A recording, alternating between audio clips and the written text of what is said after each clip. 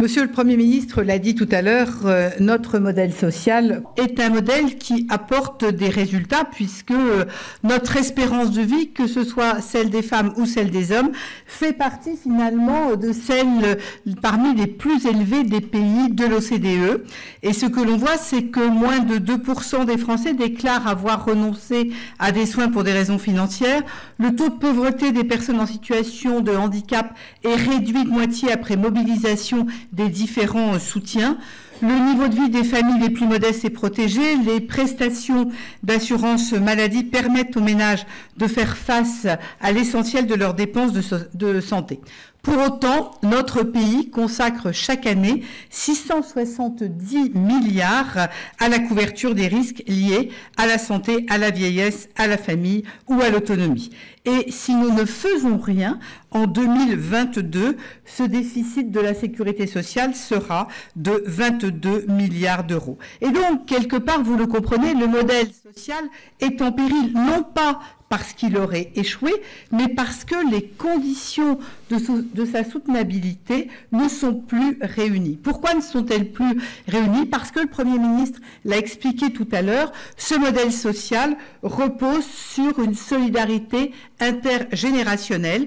Les actifs financent, vous le voyez, sur le transparent précédent, vous voyez très bien la façon dont on a la répartition entre la maladie et les retraites, et c'est important de noter que la maladie est plus importante dans les dépenses, c'est en orange, que le sont les retraites. Et ce qui finalement menace notre contrat social aujourd'hui, c'est que les ressources sont assises principalement sur le travail, dans un contexte de ralentissement démographique, de stagnation de la population active et d'augmentation de la population âgée. Et nous allons maintenant prendre ce slide qui met en avant l'évolution de la population et nous voyons très nettement qu'au moment où je vous parle, nous avons 2,5 actifs pour un senior. En 2040, c'est 2 actifs pour un senior et en 2070, 1,7 actifs pour un senior. En 2010,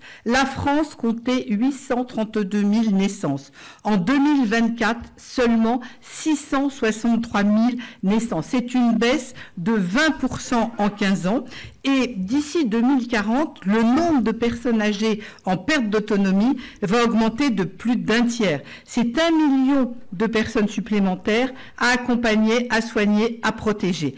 Et donc, dans le même temps, la population active va peu augmenter, voire stagner. Et donc, nous voyons bien que la base contributive du modèle va s'éroder alors que les besoins vont augmenter fortement. Et c'est là que nous touchons du doigt la nécessité de rééquilibrer l'effort entre les générations. Vous voyez en bleu les prélèvements des différentes tranches d'âge et vous voyez en rouge les dépenses publiques. Et vous voyez bien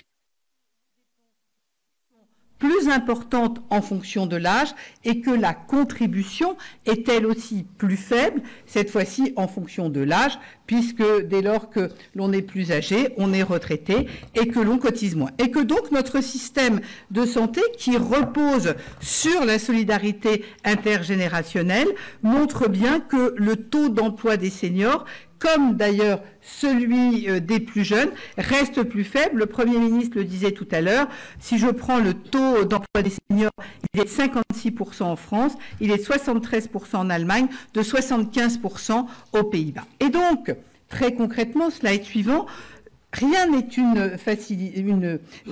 quelque part une fatalité. Nous avons déjà réussi à résorber le déficit de la sécurité sociale. Vous voyez qu'en 2010, on était quasi à 30 milliards, 29,6, et qu'au moment du Covid, on était arrivé à 1,7. Et donc, la perspective d'un rétablissement des comptes est tout à fait possible. Notre modèle social, et je crois que c'est cela qu'il faut que nous partagions, ne peut pas survivre si nous ne travaillons pas sur les grands équilibres. Et c'est là, finalement, la vision qui a été celle du CNR, qui a été une capacité de regarder les différents équilibres. Et ce que nous devons faire maintenant, c'est de faire un effort sans sacrifier l'accès aux soins, sans évidemment arrêter notre système hospitalier, mais pour autant, c'est freiner une dépense qui est une dépense qui doit être maîtrisée par chacun.